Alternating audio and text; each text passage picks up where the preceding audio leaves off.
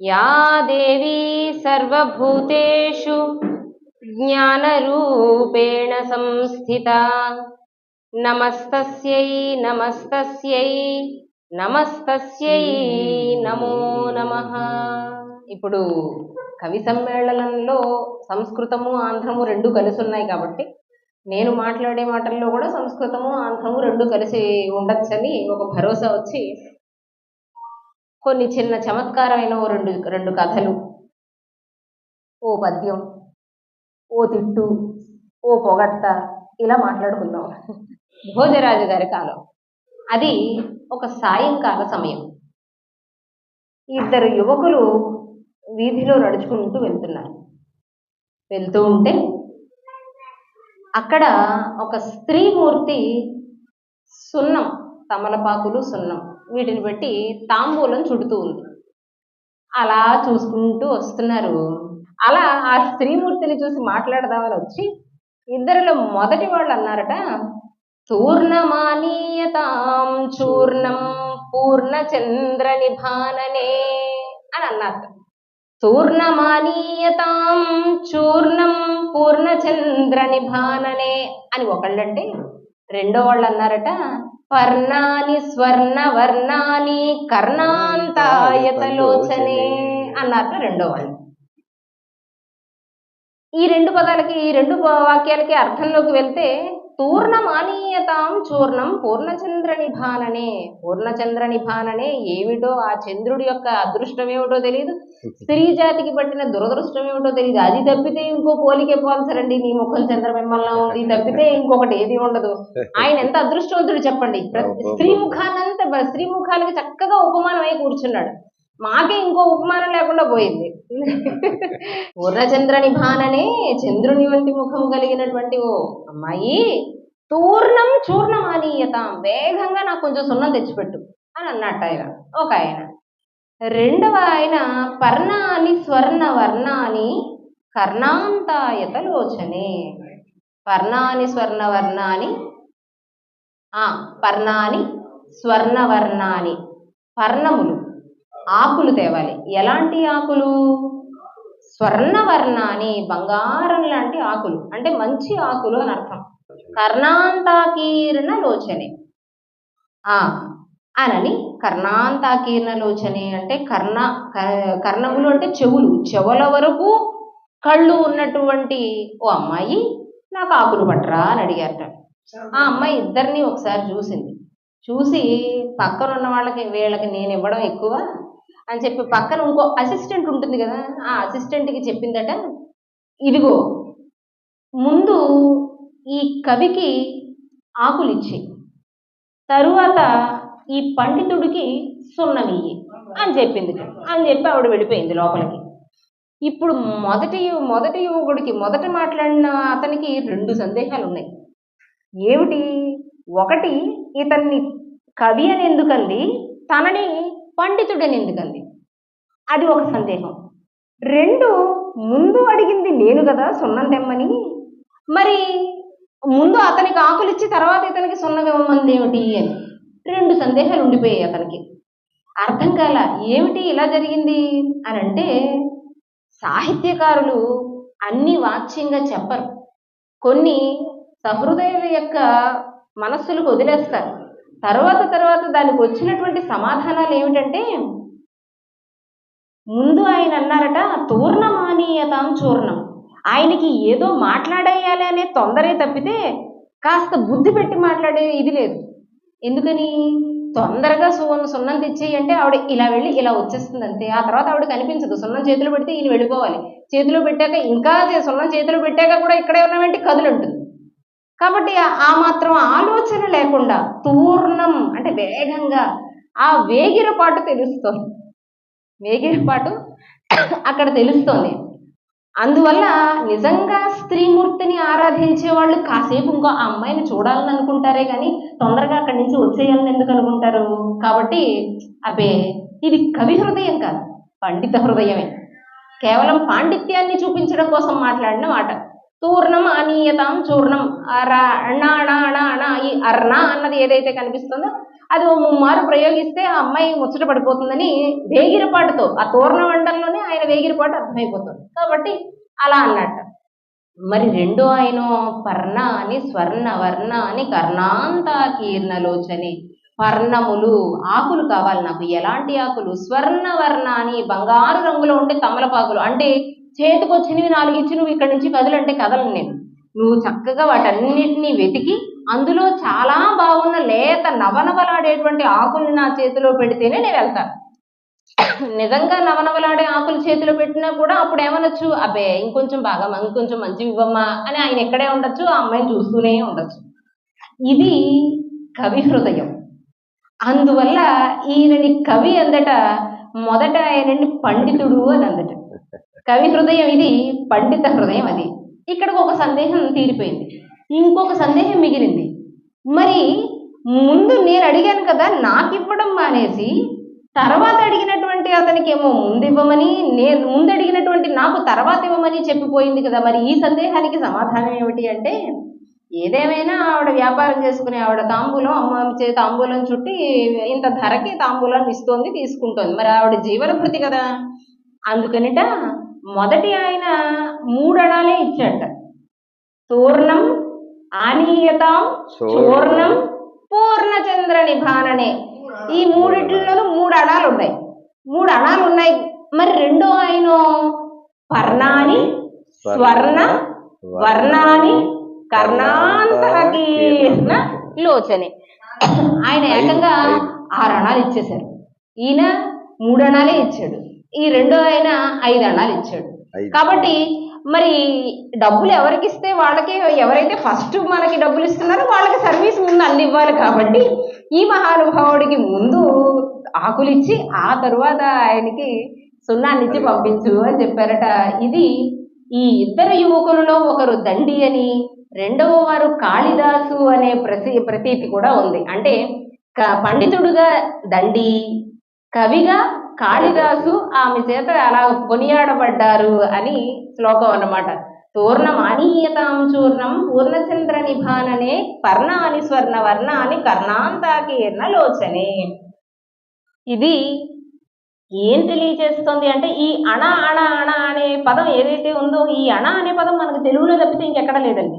ఇంక ఏ ప్రాంతం వాళ్ళు కూడా అణ అనరు, మనమే అంటాం. 4 అణాలు 5 అణాలు 6 అణాలు. ఒకప్పుడు ధనాన్ని లెక్కించే క్రమంలో అణాన్ని అలాగే అంటారు. 16 అణాల తెలుగు ఆడపడుచు ఆడపిల్ల. కాబట్టి మన తెలుగు ప్రాంతాలలో కూడా ఒకప్పుడు పిల్లలు పెద్దలు స్త్రీలు పురుషులు అనే భేదం లేకుండా అందరికీ సంస్కృతము కవిత్వము పట్ల కనీస అవగాహన, ప్రాథమికమైనటువంటి అవగాహన ఉండేది అనే విషయం ఈ వృత్తాంతం మనకి చెప్తోంది. అది మన తెలుగు జాతికి ఈ అణ తెచ్చిపెట్టిన గౌరవం అన్నమాట.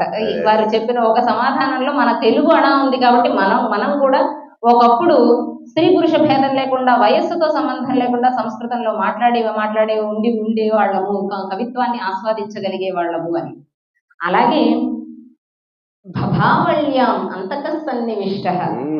భభావళ్యాం, ఒక రాజుగారి దగ్గరికి ఎప్పుడైనా సరే రాజు యొక్క ఆస్థానాల్లో కవులు ఉండడము అన్నది మంచి చెడు, దేనికైనా సిద్ధపడితేనే అక్కడికి వెళ్ళి ఆ కొలువులో కూర్చోవాలి. రాజుగారు అనుగ్రహిస్తే ఉప్పొంగిపోవడం కాదు, ఆగ్రహిస్తే తటాలను లేచి వచ్చేయడానికి లేదు. ఏం చేసినా ఆయన రాజుగారు ఏదంటే దాన్ని స్వీకరించే స్థితిలో ఉన్నప్పుడే రాజాశ్రయాన్ని పొందాలి. అలా రాజాశ్రయంలో ఉన్న ఒక కవికి ఓ రాజుగారు మంచి ముహూర్తంలో ఈయనకి ఉరిశిక్ష వేసేయండి అన్నాడు. కవి గారికి గుండె బేజారెత్తిపోయి 2 సెకండ్లు అలా మౌనంగా ఉండి వెంటనే మహారాజు గారితో, మహారాజా నాదో చిన్న విన్నపం అని అన్నట్ట. ఇప్పుడేమిటి విన్నపాలు? శిక్షను రద్దు చేసే ఆలోచన ఏమీ లేదు. అయ్యయ్యో శిక్షణ ఏమీ రద్దు చేయొద్దు, నాకు ఒక భయం ఉంది మీ గురించి, మీ పట్ల ఒక్క భయం ఉంది, ఆ భయాన్ని చెప్పేస్తాను, ఆ తర్వాత శిక్ష మామూలే, మీరు మా యథావిధిగా అమలు చేసేయచ్చు. భయం అనేసరికి ఈయనకి భయం పట్టుకుంది. ఎందుకని? భయం తన గురించి కాదట, రాజుగారి గురించి భయం అన్నాడు కదా కవి. అయ్యి బాబాయ్ నా గురించి భయం అంటున్నాడు ఏమిటని, ఏమిటో చెప్పు అని అంటే, భక్తిర్నష్ట భారవిశ్చాపి నష్ట భిక్షుర్నష్ట భీమసేనోపి నష్టః భుక్కుండోహం భూపతిస్త్వం చ రాజన్ భభావళ్యాం అంతః సన్నివిష్టః. మనం కూడా చూడండి, ఏదో ఒక సందర్భంలో వరుసగా ఏదో ఒక రంగం వాళ్ళు క్యూ కట్టినట్టుగా ఒకళ్ళ తర్వాత ఒకళ్ళు వెళ్ళిపోతూ ఉంటారు. అలా ఈయన ఆ కాలంలో వరుసగా క్యూ కట్టిన వాళ్ళ సంగతి కొన్ని ఏరి చెప్పాడు. ఏమని? భక్తిర్నష్ట. ప్రభు మీకు తెలియదేముంది, భక్తి అనే పేరు కలిగిన కవి ఉండేవాడు. ఆ కవి గారు ఈ మధ్యనే కాలం చేశారు.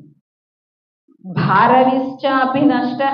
భారవి అనే ఇంకో కవి ఉన్నాడు, ఆయన మొన్నే పరమపదించాడు. తర్వాత భిక్షుర్నష్ట. భిక్షుక కవి ఉండేవాడు, ఆయన పోయాడు. భీమసేనోపి నష్ట. భీమసేనుడు అనే కవి కూడా వెళ్ళిపోయాడు.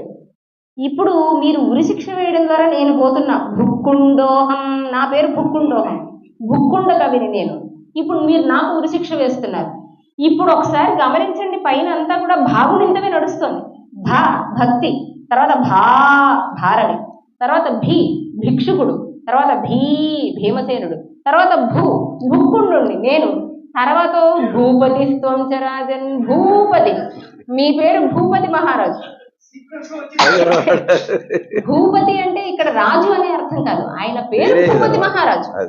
భూపతి అంటే ఏ భూపతి అయినా కావచ్చు. మళ్ళీ నేనే ఎందుకు అవుతాననే ప్రశ్న వస్తుంది రాజుగారి దగ్గర. కాబట్టి ఏంటంటే భూపతి త్వం చ రాజన్, తర్వాత భూపతి మహారాజు మీరు. కాబట్టి భభావళ్యాం అంతః సన్నివిష్ట. ఈ భాగుడింతంలో అంతకుడు అంటే యముడు కూర్చుని ఉన్నాడేమో అని నాకు కొంచెం సందేహంగా ఉందండి. ఆ తర్వాత మీ ఇష్టం, మీరు ఉరిశిక్ష పదండి, ఇప్పుడు ఎక్కడికి పదమంటారు అన్నానంటే ఆగాగాగాగు అని చెప్పారండి. రాజుగారు ఉరిశిక్షని రద్దు చేశారు. అదే కదా, రాజు బాగున్నాడు, వీడు బాగుండాలి. ఈయన బ్రతుకున్నంత కాలం కూడా ఎలాంటి ఆపద కలగకుండా, ఇబ్బంది కలగకుండా, సకల సౌకర్యాలతో చక్కగా ఈయన జాగ్రత్తగా చూసుకోండి అని చెప్పాడు. ఇది అంటే ఆయన బాగున్నంత కాలం ఈయన బాగుంటాడు కాబట్టి ఆయన బాగుండడమే ప్రధానమైన లక్ష్యంగా రాజుగారు ఆయనకి సేవలు చేయమని చెప్పి ఆజ్ఞ జారీ చేశాట. ఇది ఇలాంటి కథలు నిజంగా జరిగి ఉంటాయో ఉండవో మనకి తెలియదు, కానీ ఆ సమయస్ఫూర్తి అంటే ప్రాణం మీదకి వచ్చిందంటాను చూడండి. ఆ ప్రాణం మీదకి వచ్చిన సమయంలో మనం కాస్త సమయస్ఫూర్తిని, ధైర్యం కోల్పోకుండా ఉంటే సమయస్ఫూర్తి దానంతా అదే స్ఫురిస్తుంది. కాబట్టి ఆ ధైర్యాన్ని వహించి ఆలోచన చేస్తే ఖచ్చితంగా మనం ఆపద నుంచి బయటపడగలుగుతాము అనే స్ఫూర్తిని, ధైర్యాన్ని మనకి ఈ కథ అందిస్తుంది. కథ జరిగిందో లేదో తర్వాత మాట. అలాగే భోజరాజు గారికి కాళిదాసు గారికి గొడవలు అయిపోతే కాళిదాసు గారు దేశాన్ని విడిచిపెట్టిపోయారు. దేశాన్ని విడిచిపెట్టిపోతే ఎక్కడున్నారో తెలుసుకోవట్లా. ఇప్పుడు భోజరాజు గారికి కాళిదాసు గారికి మధ్య ఉన్న సంబంధం ఏమిటంటే, ప్రేసీ ప్రియులు విరహబాధను ఎలా తట్టుకోలేరో అలా వీళ్ళిద్దరూ కూడా ఒకళ్ళని విడిచి ఒకళ్ళు ఉండగలిగేవారు కాదు. అందువల్ల కొంతకాలం రాజుగారు ఏదో కాస్త కోపంతో కొన్నాళ్ళు వదిలేసినా ఈ కాళిదాసు ఎక్కడున్నాడో అని పట్టించుకోకుండా, కొంతకాలం తర్వాత ఈ కాళిదాసు ఏమైపోయాడు అని చెప్పి ఈ కాళిదాసుని ఎలా బయటికి తీసుకురావాలి అని అనుకుని ఆయన సమస్య విసిరేసి ఓ సమస్య చెప్పి, ఈ సమస్యను పూరించిన వాళ్ళకి నేను 1000 వరహాలు ఇస్తానని ఏదో ఒక ప్రకటన చేసేశారు. ఏమిటా సమస్య? కుసుమే కుసుమోత్పత్తి దృశ్యతే నతు శ్రూయతే.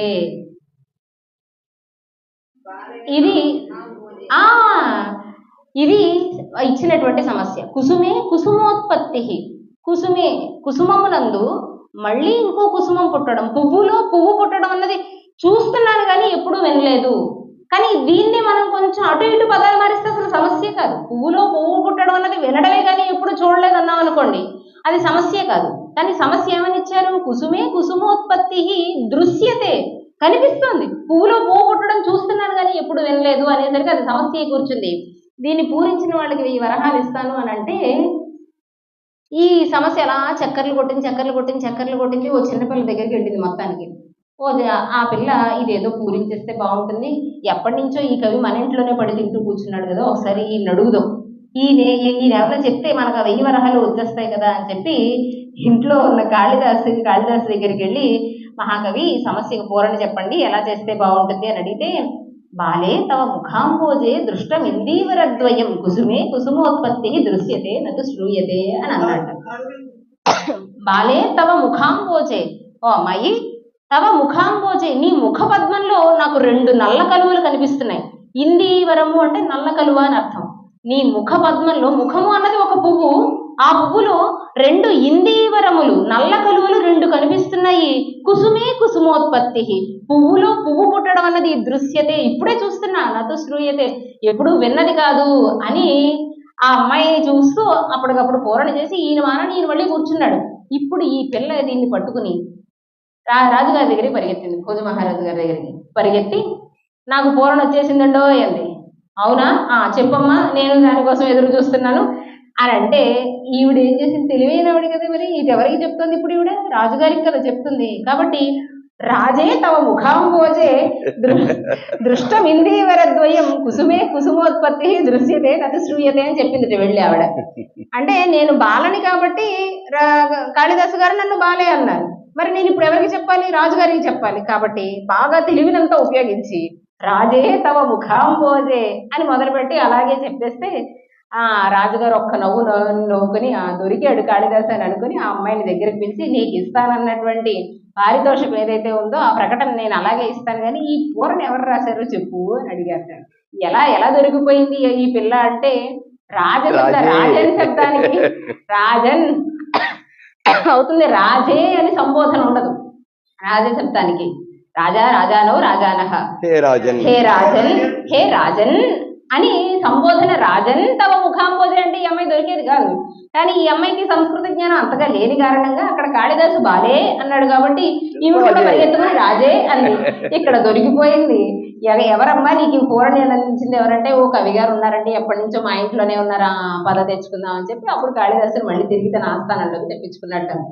ఇది కూడా అప్పుడు జరిగి ఇలా కాళిదాసుకి భోజరాజుకి మధ్య ఉన్నటువంటి కథలు ఇన్ని అన్ని కాదు. నిజంగా వేమన శతకంలో వేమన గారు ఏం రాశారో తెలియదు, తర్వాత చొప్పించబడినవి ఎక్కువ అని అంటారు. అలా భోజరాజు, ఇందాక మనం మాట్లాడుకున్న కవి దండి గురించి కానీ కాళిదాసు గురించి కానీ పేర్లు అవో కావో మనకు తెలియదు, కానీ ఆ పేర్లను పెడితే క్లిక్ అయిపోతుంది, వెంటనే జనాల్లోకి వెళ్ళిపోతుంది అనే ఉద్దేశంతో అలాంటి చొప్పించి కూడా ఉండవచ్చు. ఏదేమైనా అది హ్లాదైకమయమైనప్పుడు, అది ఆనందాన్నే కలిగిస్తూ ఉన్నప్పుడు మనం దాన్ని తీసుకుని ఆనందించడంలో ఏమాత్రం సంశయాన్ని చెందాల్సిన అవసరం లేదు. కాబట్టి అలాగే మహీధర రామ్మోహన్ రావు గారు, ఆయన లంబోదర అని ఒక శతకం రాశారు, లంబోదర శతకం. ఆయనకి ఒకానొక సమయంలో వస్తూ ఉన్నటువంటి శతకాలన్నీ చూసి ఓ వైరాగ్యం వచ్చింది ఆయనకి. ఏం వైరాగ్యం వచ్చింది అంటే, అందరూ శతకం రాయాలి అంటే ముందు భక్తి శతకాన్ని పట్టుకుంటున్నారు, ఓ దేవుణ్ణి పట్టుకుంటున్నారు, భక్తిని పట్టుకుంటున్నారు, శతకాలు రాసి పడేస్తున్నారు. అది ఆయనకి నచ్చల. ఎందుకంటే భక్తి అది నిజమైనటువంటి భక్తిలా కనిపించినప్పుడు అది మనకి ఎబ్బట్టుగా అనిపించదు. శతకాన్ని పూరించడం కోసం ఏదో ఒకటి చెప్పేయడం కోసమే ఓ దేవుడు దొరికాడు, అయిపోయాడు ఇంకంతే. ఆ దేవుడు 100 పద్యాలను ఇంకా ఆయన పని అటు ఇటు కాకుండా ఇటు పరిగెత్తలేని స్థితిలో ఉండిపోతాడు ఆ దేవుడు. అలాంటి ఆ శతక కర్తల్ని ఉద్దేశిస్తూ, అలాంటి వాళ్ళని మాత్రమే ఉద్దేశిస్తూ ఆయన పద్యం రాశారు కదా, అమరంబున్ తిరగేసినట్లు తమ నానానేక నామావళుల్ నెమరుల్ వేయుచు. ఏం చేస్తున్నారు ఈ శతకర్తలందరూ ఈ శతకాలు రాసే క్రమంలో? అమరంబున్ తిరగేసినట్లు అపర్ణ పార్వతి దుర్గా మృడాని చండికాంబిక ఆర్యాదాక్షాయణి జైవ గిరిజ మేనకాత్మజ, ఇలా అమరాన్ని పట్టుకున్నట్టు ఏదో ఒకసారి లంబోదరుడు అండం, ఒకసారి గణాధిప అండం, ఇంకోసారి విఘ్నేశ అండం, మొత్తానికి అమరకోశాన్ని తెలియజేస్తున్న అభిప్రాయం కలుగుతుంది శతకం చదువుతుంటేట. అమరంబున్ తిరగేసినట్లు తమ నానానేక నామావళుల్ నెమరున్ వేయుచు. ఇక్కడ ఈ పద్య పదంలో కావాలని అలా రాశారేమో అనిపిస్తుంది. అసలు నానా అంటేనే అనేకమైన అర్థం కదా, మళ్ళీ నానా తర్వాత మళ్ళీ అనేక, నానానేక నామావళుల్ అంటే పునరుక్తి దోషాన్ని చెప్పడం కోసం ఈ కూడా పునరుక్తిలోనే పద్యం చెప్పారు అని అనిపిస్తుంది. నానానేక నామావళుల్ నెమరున్ వేయుచు. పోని అక్కడికి ఏదో రామకృష్ణ అని అన్న వాళ్ళనే మళ్ళీ స్మరిస్తున్నారు అనుకుందాం. నానానేక నామావళుల్ నెమరున్ వేయుచు. నెమరు వేస్తే ఏం చేస్తారట ఇంతకీ? అందులో ఏం చెప్తారంటే, నేను వట్టి వెధవన్, నే పాతకుండన్, నరాధముడన్ అని ఇక్కడి నుంచి ఏం మొదలు పెడతారంటే, నేను పాపిని, నేను అజ్ఞానిని, నాకు ఏమీ రాదు, నేను వట్టి పాతకుణ్ణి, నేను అధమాతి అధముణ్ణి అని ఇలా నేను వట్టి వెధవన్, నే పాతకుండన్, నరాధముడన్ నేనని చావ తిట్టుకొనుచున్. ఎవరో తిట్టక్కర్లా, ఎవరో వాళ్ళని తిట్టక్కర్లా, వాళ్ళని వాళ్ళే 100 పద్యాల్లోనూ చావ తిట్టుకొనుచున్, వాళ్ళని వాళ్ళే తిట్టుకుంటూ చివరికి ఏమంటారు, ఎవరో తిడుతూ ఉంటే నన్ను కాపాడనొచ్చు, వీళ్ళని వీళ్ళే తిట్టేసుకుంటూ దాక్షిణ్యమున్ చూపి కావు మటంచున్ నిను. వాళ్ళని వాళ్ళే తిట్టుకుంటూ కొంచెం జాలి, నీకు జాలి అయినా వేయట్లేదా, ఇన్ని తిట్లు నన్ను నేను తిట్టుకుంటూ ఉంటేట, ఎవరో తిడుతుంటే నన్ను కాపాడటం వేరు, వాళ్ళని వాళ్ళే తిట్టేసుకుని కొంచెం దాక్షిణ్యమున్ చూపి కాస్త కరుణని చూపించి కావు మటంచున్ మరి నిన్ను వేడుకొనుటల్ బోరింగు లంబోదర. ఈ శతక పద్యాలు చూసి చూసి చూసి బోర్ కొట్టేసాయి నాకు. ఏముంది ఈ శతక పద్యాలలో అంటే అమర కోసం తిరిగేస్తున్నట్టు ఉంటుంది, అలాగే స్వనింద అన్నట్లుగా స్వనింద వాళ్ళని వాళ్ళు తిట్టుకోవడం కనిపిస్తోంది, అమర కోసాన్ని చూస్తున్నట్టుంది. కానీ ఇందులో ఒక మంచి ఊహో లేకపోతే ఒక ఉత్ప్రేక్షో ఒక ఉపమానమో ఆ నిజమైనటువంటి భక్తో ఏమీ కనిపించడం లేదు. ఇలాంటివి నువ్వు ఎలా భరిస్తున్నావయ్యా, నాకే బోరింగ్ గా ఉంది వినడానికి అని మహీధర రామ్మోహన్ రావు గారు లంబోదర అనే శతకంలో చెప్పిన పద్యం ఇది. మరి రాముడి గురించి చాలా మంది మాట్లాడారు. రాముడి యొక్క ప్రస్తావన లేకుండా వేదిక దిగితే అయ్య బాబా ఇంకేమైనా ఉందా, అక్కడ శ్రీరామో మమ దేవత అని మొదలు పెడతారా ఆయన. అలా రాముడికి ఆంజనేయుడికి యుద్ధం, రామాంజనేయ యుద్ధం. సీతమ్మ జాడమీ చెవి వేయమైతిమా నాటితో రామాయణం ముస్సున్న. యయాతిని కాపాడటం కోసం ఆంజనేయుడు ఒప్పుకుంటాడు, కాపాడుతానని విడిచిపెట్టమని శ్రీరాముడు అడుగుతాడు. మధ్యలో యయాతి చక్కగా చోద్యం చూస్తూ ఉన్నట్టుగా వాళ్ళిద్దరిని చూస్తూ ఉంటాడు, వీళ్ళిద్దరూ కొట్టుకుంటూ ఉంటారు, రాముడు ఆంజనేయుడు. మొత్తానికి కోతి అనిపించావు హనుమ, నీ చంచలమైన బుద్ధి పోనిచ్చుకున్నావు కాదు కదా అని రాముడు అంటే, అప్పుడు రోషంతో ఆంజనేయుడు అంటున్నటువంటి మాటలు, అవునవును నిజమే, మా జాతే ఎందుకు పనికొచ్చింది కనుక మా జాతి మీకు ఏమైనా చేసిందా, ఏమైనా మా జాతి ఏం చేసిందో మర్చిపోయారు కదా, నేను గుర్తు చేస్తున్నాను వినండి.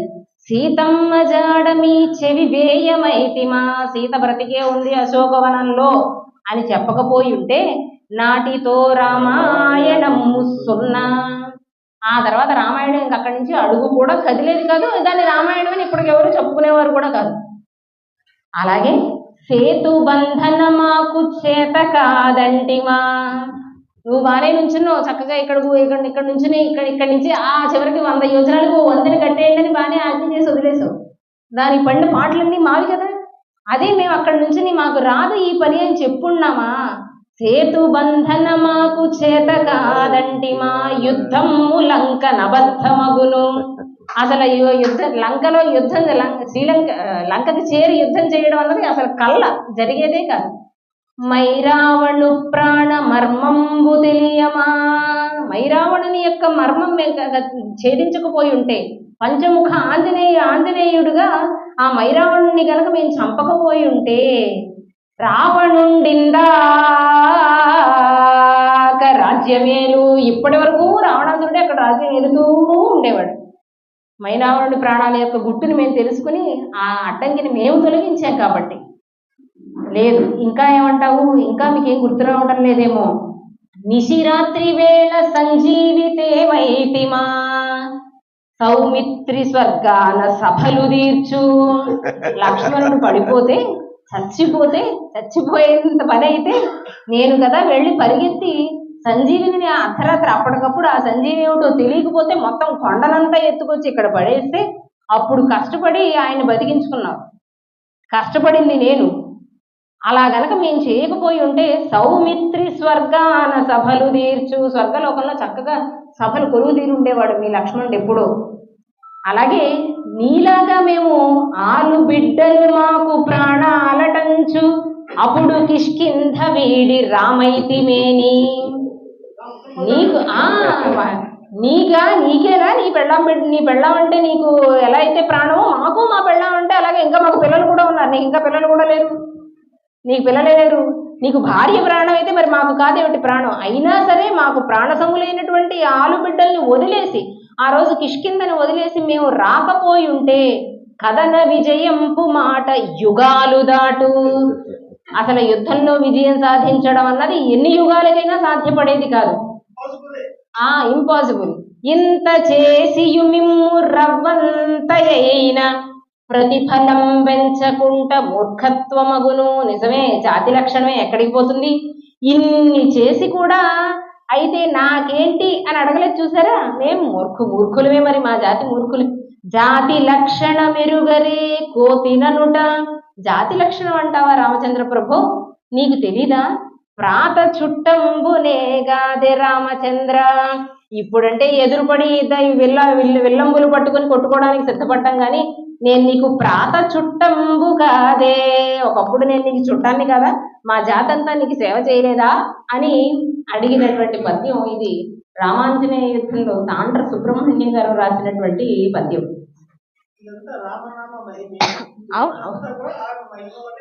ఆయన మహిమ వల్లే జరిగింది ఇది.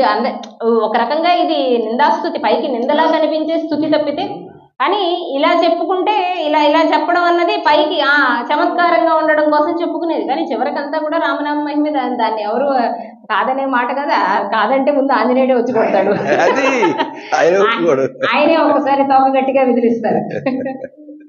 ఒక కల్పన చెప్పుకున్నాం కాబట్టి ఒక కవిత్వం, అదే రాముడికి సంబంధించి మొల్ల రామాయణంలో ఓ పద్యం విన్నాం. కదలకు మీ ధరాతలమా, కదలకు మీ ధరాతలమా, కాశ్యపి పట్టు ఫణీంద్ర, భూ విషాస్పదులను పట్టు కూర్మమ, రసాతల భోగి ఢులీ కులీసులన్ విదలక పట్టు గృష్టి, ధరణి ఫణి కచ్చప పోత్రి వర్గమున్ పొదూచు పట్టుడీ కరులు, భూవరుడీసుని చాపమెక్కిడున్. లక్ష్మణుడు అంటున్నటువంటి మాటలు. శివధనుర్భంగం చేసే సమయంలో, శివధనుస్సుని శ్రీరామచంద్రమూర్తి ఎత్తుతూ ఉన్న సమయంలో లక్ష్మణుడు అందరికీ ఓ హెచ్చరిక జారీ చేశాడు, జాగ్రత్త చెప్పాడు. ఏం చెప్తున్నట్టు ముందు అంటే, కదలకు మీ ధరాతలమా, భూదేవి కదలకు, జాగ్రత్తగా ఉండు. మా రాముడు శివుని యొక్క ధనస్సుని ఎక్కుపెడుతున్నాడు, కదలకుండా ఉండు అంటే సరిపోదు, ఆ బాధ్యత ఎవరికైనా అప్పచెప్పాలట. అందుకని కదలకు మీ ధరాతలమా, కాశ్యపి పట్టు ఫణీంద్ర. కాశ్యపి అంటే భూమి, ఈ భూమిని పట్టుకో. ఎవరు? ఫణీంద్ర. అనంతుడు తన యొక్క సహస్ర ఫణముల చేత భూమిని మోస్తూ ఉంటాడు కదా, కాబట్టి భూమి కంటే కింద ఉండేవాడు ఆదిశేషుడు. కాబట్టి ఆ ఆదిశేషుడికి అప్పచెప్తున్నాడు భూమిని. ఏమని? భూమి కదిలిపోతుందేమో, నువ్వు జాగ్రత్తగా పట్టుకో. కాశ్యపి పట్టు ఫణీంద్ర, భూమిని జాగ్రత్తగా పట్టుకో ఫణీంద్ర అని చెప్తున్నాడు. ఈ ఫణీంద్రుడు మళ్ళీ ఇంకొకళ్ళకి అప్పచెప్తున్నాడు, భూ విషాస్పదులను పట్టు కూర్మమ. కూర్మం అంతకంటే కింద, ఆ కూర్మావతారంలో ఏ స్వామి అయితే ఆ కూర్మానికి చెప్తున్నట్ట. ఆది కూర్మానికి ఏం చెప్తున్నారు అంటే, ఈ అనంతుణ్ణి, ఈ భూమిని, ఈ రెండింటినీ జాగ్రత్తగా పట్టుకో అని చెప్తున్నట్ట. ఈ రెండు బాధ్యతలు పెరిగాయి. కదలకు మీ ధరాతలమ, కాశ్యపి పట్టు ఫణీంద్ర. మరి భూ విషాస్పదులను, ఆ భూమిని, ఆ అనంతుణ్ణి కూడా, భూ విషాస్పదులను పట్టు కూర్మమ, నువ్వు దాన్ని వాటిని జాగ్రత్తగా చూసుకో అని చెప్పి ఈ కూర్మాన్ని మళ్ళీ ఇంకొకళ్ళకి అప్పచెప్తున్నారు. ఎవరికి అప్పచెప్తున్నారు అంటే, రసాతల భోగి ఢులీ కులీసులన్ విదలక పట్టు గృష్టి. ఆదివరాహం, అంతకంటే కింద ఉన్నటువంటి ఆదివరాహం. ఆదివరాహానికి ఏం చెప్తున్నారట, ఇదిగో ఇప్పుడు నీ పైన ఉన్నటువంటి కూర్మాన్ని, ఆ పైన ఉన్నటువంటి అనంతుణ్ణి, ఆ పైన ఉన్నటువంటి భూమిని, వీటన్నిటిని జాగ్రత్తగా పట్టుకో, కదలకుండా, ఆ బాధ్యత నీది అని ఆదివరాహానికి అప్పచెప్పారట. రసాతల భోగి ఢులీ కులీసులన్ విదలక పట్టు గృష్టి.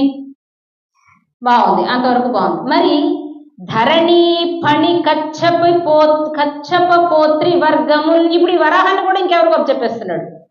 ధరణి భూమి, ఫణి అనంతుడు, ధరణి ఫణి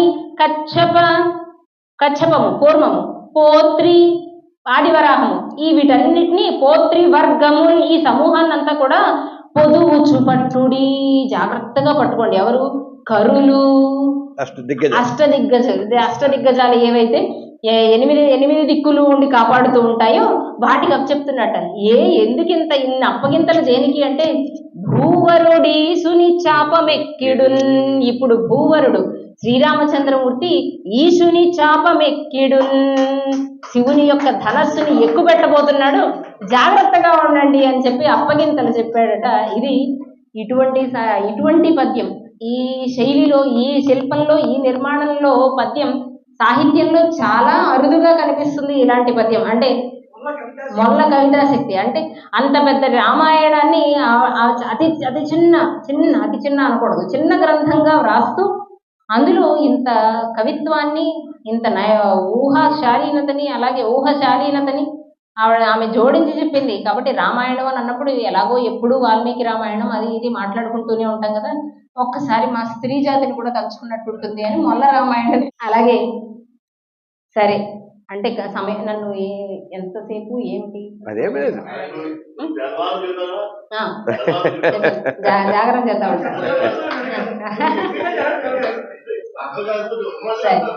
వసంతంలో ఉన్నాం కాబట్టి వసంత ఋతువు గురించి ఒక పద్యం విని తర్వాత నా 2 పద్యాలు చెప్పిస్తాను. వసంత ఋతువు గురించి వర్ణన. విశ్వనాథ సత్యనారాయణ గారి తెలుగు ఋతువులు అనే లఘు కావ్యంలో ఆయన ప్రతి ఋతువుకి ఒక్కొక్క ఋతువుని 10 సీస పద్యాలలో దాన్ని వర్ణన చేశారు. కాళిదాసు ఋతు సంహారమే దీనికి ప్రేరణ. 60 పద్యాలు, ఒక్కొక్క ఋతువు 10 పద్యాల్లో ఉంటుంది. ఇప్పుడు వసంతంలో మనం అడుగుపెట్టాం కాబట్టి వసంత ఋతువుని ఆయన ఎలా దర్శించారు, మనకి ఎలా దర్శింపజేశారు అని అంటే, పరిచయానుద్రిక్త పరిరంభ సమయాన ప్రియురాలి ఎదచమరించినంత. మొదటి వాక్యం మీ ఊహకి, మీ అనుభవానికి వదిలేస్తున్నాం అంతే, దానికి ఏం వ్యాఖ్యానం ఉండదు. అత్ర మౌనమేవ వ్యాఖ్యానం అన్నాడు. పరిచయానుద్రిక్త పరిరంభ సమయాన ప్రియురాలి ఎదచమరించినంత, శీతోదక స్నాన జాత సౌఖ్యముపైని ముకుపుటాన చెమట్పు పుట్టినంత. శీతోదక స్నాన జాత సౌఖ్యముపైని, చన్నీటితో స్నానం చేసినా కూడా బయటికి వచ్చేసరికి ముకుపుటాన చెమట్పు పుట్టినంత. అయినా చెమట పడుతోంది అంటే దాని అర్థం మనం వసంతంలో అడుగు పెట్టాము అనట. శీతోదక స్నాన జాత సౌఖ్యముపైని ముకుపుటాన చెమట్పు పుట్టినంత, పరిచయానుద్రిక్త పరిరంభ సమయాన ప్రియురాలి ఎదచమరించినంత, శీతోదక స్నాన జాత సౌఖ్యముపైని ముకుపుటాన చెమట్పు పుట్టినంత, పేరంటమునకేగు పిన్న బాలిక వాలు జడ మల్లె మొగ్గ కన్పడిన ఎంత. పేరంటమునకేగు పిన్న బాలిక వాలు జడ మల్లె మొగ్గ కన్పడిన ఎంత. ఇప్పుడు కన్పడిన ఏమో అలా అంటారని ఎందుకైనా మంచిదని మలుపులు పెట్టుకుని వచ్చాను. కన్పడిన ఎంత, వంగిన వేప కొమ్మన్ కావి చిగురీన. వంగిన వేప కొమ్మన్ కావి చిగురీన. కావి అంటే కాషాయం రంగు, కాషాయం రంగులో అంటే అప్పుడే చిగురులు వస్తూ ఉంటాయి. పచ్చ ఈనకు పూత పట్టినంత, ఆ పక్కనే ఉన్నటువంటి ఈనెలకి పూత పడుతూ ఉంటే అది వసంతంట. వంగిన వేప కొమ్మన్ కావి చిగురీన పచ్చ ఈనెకు అంటే ఒక చిగురులు పడుతూ ఉంటే పక్కన ఈనెలు, కరివేపాకుకి ఈనెలు ఎలా ఉంటాయో ఆ ఈనెలకి పూత పట్టినంత. ఒక దినాన హఠాత్తుగా చికిలి కూహు కుహువు. ఒక దినాన హఠాత్తుగా చికిలి కూహు కుహువు. ప్రొద్దెక్కి దూరపు కోన నుండి సాగి వినవచ్చినంత, వసంత మరుగుదెంచెనను మధురోహ స్ఫురించె లోనా అని వసంత ఋతువుని ఆయన వర్ణించినటువంటి వర్ణన. మనం వసంతంలో ఉన్నాం కాబట్టి ఈ ఋతువులో కొంచెం నచ్చిన పద్యాలు ఇంకా ఉన్నాయి, కానీ ఇక్కడతో వీటిని ఇలా ఆపి ఇక నా పద్యాలు 1, 2 అలా చెప్పి, కాలపురుషుణ్ణి కొలవాలి అని మనం చెప్పారు. ఆ కాలం దేంట్లో చిక్కుకుపోయింది, ఈ రెండింటిని ఊరికే ఇవి 2 కూడా, ఒకటి మామూలుగా రాసింది, ఇంకొకటి సరదాగా రాసింది. కాలము జ్ఞాపకౌషధిని, జ్ఞాపకం అందుకే అడిగాను. కాలము జ్ఞాపకౌషధిని గాయము మాంచును మానవాళికి. జ్ఞాపకము అని అన్నది ఇందాక అక్కడ కూర్చుంటూ ఉన్నప్పుడు నాకు వచ్చిన సందేహం. జ్ఞాపకము అని సంస్కృత పదం, అంటే మనం ఏ అర్థంలో అయితే జ్ఞాపకం చెప్పుకుంటున్నామో, నాకు జ్ఞాపకం లేదు ఆ విషయం అంటాను చూసారా, ఆ అర్థంలో జ్ఞాపకము అన్నది సంస్కృతంలో మనకి ఎక్కడ కనిపించదు. మెమరీస్ అనే అర్థంలో లేదు. జ్ఞాపకము తెలియచేయుట, అంటే జ్ఞానాన్ని ఇస్తోంది అంతే. జ్ఞాపకము అంటే అది మెమరీ అనే అర్థంలో కాదు, గుర్తుకు తెచ్చుకుంటా అనే అర్థంలో ధారణ అనే ఉండాలన్నమాట. తెలియజేయడము అయితే మాత్రం అది జ్ఞాపకము అని సంస్కృత ప్రయోగం, సంస్కృతంలో చెప్తాం. కాబట్టి కాలము జ్ఞాపకౌషధిని, తెలియచేయడము, తెలియచేస్తూ దాన్నే మందుగా చేస్తూ, గాయము మాంచును మానవాళికి. ఎంత పెద్ద గాయమైనా సరే, మనస్సు, శరీరానికి, మనస్సుకి ఎంత పెద్ద గాయమైనా సరే కాలం ఏం చేస్తుంది అంటే జ్ఞాపకౌషధిని, జ్ఞానము అనే ఔషధాన్ని ఇచ్చి నెమ్మదిగా ఆ గాయాన్ని మారుస్తూ మారుస్తూ మారుస్తూ ఉంటుంది. కొన్నాళ్ళకి అది నిజంగా మనం అనుకునే జ్ఞాపకంలాగానే ఉంటుంది. అది గుర్తుకు వస్తే బాధ అనే స్థితి నుంచి జ్ఞాపకము అనే స్థితికి మనం తీసుకువెళ్ళబడతాం కాలం యొక్క మహిమ చేత. ఈ జ్ఞాపకం మాత్రం మనం అనుకునే మెమరీ అనే జ్ఞాపకం.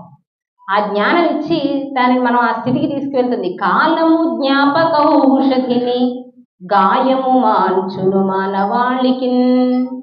కాలము రాగబంధ మమకారపు స్వాంతన నందజేయుచున్. కాలము రాగబంధ మమకారపు స్వాంతన నందజేయగా, కాలము శాంతిదాయయగు కాలమొసంగును ధైర్య చిత్తమున్. కాలము శాంతిదాయయగు కాలమొసంగును ధైర్య చిత్తమున్. ఎంతటి వాళ్ళైనా సరే గుండె రాటు తేలిపోయిందంటారు చూసారా, ఆ స్థితికి మనం అనుకుంటే రాము. కాలం ఆ స్థితికి తెప్పిస్తే మనం చేరుకోగలుగుతాం అంతే. ఎందుకంటే ఎప్పుడైనా ఏదైనా ఒక బాధ కానీ, లేదా ఒక నష్టం కానీ, ఒక కష్టం కానీ వచ్చినప్పుడు చుట్టుపక్కల వాళ్ళు ఎంత వచ్చి మనకి ధైర్యాన్ని ఇచ్చినా, స్వాంతాన్ని ఇచ్చినా, అది పురాణ వైరాగ్యం, ప్రసూతి వైరాగ్యం లాగా ఆ స్వాంతన లేకపోతే ఆ ఓదార్పు, ఆ ధైర్యం తత్కాలానికి మాత్రమే పరిమితం. ఆ సమయంలోనే మనకి కొంచెం ధైర్యంగా అనిపిస్తుంది. వాళ్ళంతా తిరిగి మళ్ళీ వెళ్ళిపోయిన తర్వాత మళ్ళీ మనం ఒక్కరమే ఉండే ఆలోచనలోకి వెళ్తే మళ్ళీ అంత లోపలికి మనం కూరుకుపోతాం లోపలికి. ఎప్పుడు బయటకు వస్తాము అంటే మనంతటా మనం అనుకుని బయటకు వస్తే, నేను ఇంకెన్నాళ్ళు ఇలాగే ఉండిపోతాను, లేదా ఇంకెన్నాళ్ళు ఈ కష్టాన్ని చూసి నేను భయపడతాను, ఇంకెన్నాళ్ళు నేను దీన్ని ఓడించకుండా ఉంటాను అని మనం అనుకున్నప్పుడు మాత్రమే మనం బయటికి రాగలుగుతాం. అలా అనుకోవడం అన్నది కాలం చేసే మహిమ, కాలం చేసే మహిమ. కాలము శాంతిదాయగు కాలము కాలమొసంగది ధైర్య చిత్తమున్. కాలము మించు నేస్తమును కనుగొన శక్యమే కాలమందునన్. కాలము మించు నేస్తమును కనుగొన శక్యమే కాలమందునన్. నిజంగా కాలం మంచి స్నేహితుడు మనకి చాలా రకాలుగా. మనం గుర్తులేదు అని అంటాం కానీ, మతిమరుపు అంటాం కానీ, చాలా విషయాలు మరిచిపోవడం అన్నది ఎంత పెద్ద వరమో అనిపిస్తుంది. కొంతమంది మరిచిపోయి ఉంటే మనకు ఆశ్చర్యం అనిపిస్తుంది, మనం మరిచిపోలేకపోతున్నాం అనే బాధ కూడా అనిపిస్తుంది. కాబట్టి ఆ మరుపు అన్నది కూడా, మరుపు అనే వరాన్ని ఇవ్వగలిగే ఒకే ఒక్క దైవం కాలం. మరుపు అనే వరాన్ని ఇవ్వగలిగే ఒకే ఒక్క దైవం కాలం. కాబట్టి అలాంటి కాల దైవములకు నమస్కరిస్తూ, ఈ కాలం ఇప్పుడు ఎవరికి చిక్కుకుపోయింది అంటే దండము స్మార్ట్ ఫోనునకు. ఒక్కసారి సభలా భారంగా అయిపోతే నాకు నచ్చదు, సభ నవ్వుతూ ఉంటేనే నాకు నచ్చుతుంది. దండము స్మార్ట్ ఫోనునకు. ఇప్పుడు ఈ కాలం ఎక్కడ బందీ అయిపోయింది అంటే స్మార్ట్ ఫోనునకు. దండము విత్త వినాశకారికి. ఎక్కడ ఎవరికైనా జేబుకు చిల్లు ఉంటుందంటారు. ఇప్పుడు జేబుకు చిల్లు ఉండక్కర్లా, చేతిలో ఫోన్ ఉంటే చాలు. చేతిలో ఫోన్ ఉంటే డబ్బులు ఎలా, ఎటు నుంచి ఎక్కడికి, ఎందుకు, ఎంతెంత పోతున్నాయో తెలియదు. దండము విత్త వినాశకారికి. దండము కాల శోషినికి. దండము బుద్ధి వివేక భగ్నకు. దండము స్వాస్థ్యహారికిని. దీని వల్ల వచ్చే జబ్బులు అన్ని ఇన్ని కాదు. దేని వల్ల ఎవరి శరీరం మీద ఏ అవయవం మీద అది ప్రతికూల ప్రభావం చూపిస్తుందో తెలియదు. ఇప్పుడు తీపి ఎక్కువ తింటే షుగర్ వస్తుందని అందరికీ తెలుసండి, జాగ్రత్త పడతాం పోని. ఇప్పుడు నేను సెల్ ఫోన్ పట్టుకుంటే నా చెయ్యికే తేడా వస్తుందా, లేకపోతే నా కంటికే తేడా వస్తుందా, నా మైండ్కే తేడా వస్తుందా, విని విని చెవులకే తేడా వస్తుందా అంటే అందరికీ ఒకటి రాదు, ఒక్కొక్కరికి ఒక్కొక్కటి వస్తుంది. వాళ్ళకి చెవులు తేడా వచ్చాయి కదా, కాబట్టి నేను చెవుల్లో స్పీకర్ పెట్టుకుని మాట్లాడతాను అని అనుకున్నాం అనుకోండి, మనకి చెవులకు కాదు ఇంకేదో తేడా కొడుతుంది. కాబట్టి దండము స్వాస్థ్యహారికిని, దండము జీవన శాంతి భేదికిన్, శాంతి లేకుండా చేసేస్తుందండి. ఎందుకంటే ఈ వాట్సాప్లు, ఇన్స్టాగ్రామ్లు ఇవన్నీ లాస్ట్ సీన్ ఒకటి చూపిస్తాయి. రాత్రి 11:30 కూడా నువ్వు మెలుగుగానే ఉన్నావు. ఏం చేసావు? నేను 10:15 మెసేజ్ పెట్టాను చూడలేదు, నువ్వు దానికి సమాధానం చెప్పరా, నువ్వు మాత్రం 11:30 వరకు ఆన్లైన్లోనే ఉన్నావు అని భార్యాభర్త కొడుకు కీచులాడేసుకుంటున్నారు అనుకోండి. అలా దండము జీవన శాంతి భేదికిన్, దండము సర్వచారిణికి. ఇక్కడ అక్కడ అని తేడా లేదు, ఎక్కడ పడితే అక్కడ, ఎక్కడ పడితే ఎక్కడ అంటే ఎక్కడ పడితే అక్కడ అంటే ఆఖరికి ప్రపంచంలో అత్యంత ప్రశాంతమైన స్థానంగా భావించే ఆ ప్రదేశానికి కూడా ఫోన్ వెళ్ళిపోతుంది. దండము సర్వచారిణికి, దండము సర్వచారిణికి, దండము మానుష హస్తభూషకు, చేతికి ఒక భూషణలాగా అయిపోయింది అని చెప్తూ ఆ కాలం గురించి మాట్లాడిన తర్వాత సభ అలాగే ముగిస్తే నాకు కొంచెం భారంగా ఉంటుంది. నేను మనిషిని భారంగా ఉండడానికి ఇష్టపడను, తేలిక పడడానికి ఇష్టపడతాను, రెండు రకాలుగా, మానసికంగాను శారీరకంగాను. కాబట్టి ఈ పద్యంతో ముగించాలి అని అనుకుంటూ ఈ అవకాశం నాకు కలిగించిన బాబుశ్రీ గారికి ప్రత్యేకంగా కృతజ్ఞతలు తెలియజేస్తూ, క్రోధినామ సంవత్సరంలో మళ్ళీ ఒకసారి నరసాపురంలో అడుగుపెట్టి సంవత్సరం అంతా మీరు వస్తూనే ఉంటారు అని నాకు ఆహ్వానం పలికినందుకు బాబుశ్రీ గారికి ప్రత్యేకంగా కృతజ్ఞతలు తెలియజేస్తూ, కాలాతీతమైనప్పటికీ కూడా ఉండి నా మాటలు తెలియని మాటలు ఏముంటాయి, అన్ని తెలిసిన మాటలే చెప్పుకుంటాను. అయినా సరే ఆ ముచ్చటతో ఆనందిస్తూ ఆశీర్వదించినటువంటి రసజ్ఞులైన ప్రేక్షకులందరికీ కూడా ప్రత్యేకంగా పునః ధన్యవాదాలను తెలియజేస్తూ, స్వస్తి ప్రజాభ్యః పరిపాలయంతాం న్యాయేన మార్గేణ మహిమహీసాః గోబ్రాహ్మణేభ్యః శుభమస్తు నిత్యం, లోకాః సమస్తాః సుఖినో భవంతు. స్వస్తి.